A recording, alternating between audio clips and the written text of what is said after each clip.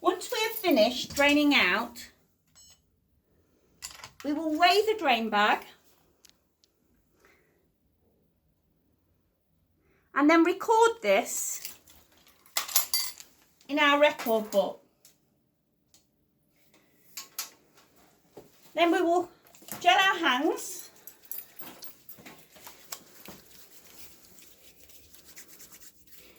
turn off the patient line,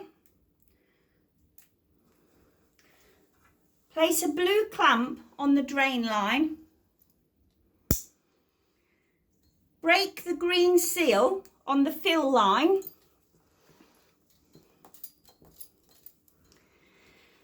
and now we need to flush out the air by releasing the blue clamp for 10 seconds.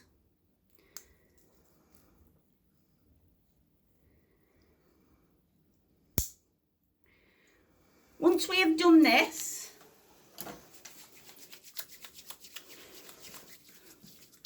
we can now open the patient line and fill back up with the fluid, and now that will go into the peritoneum.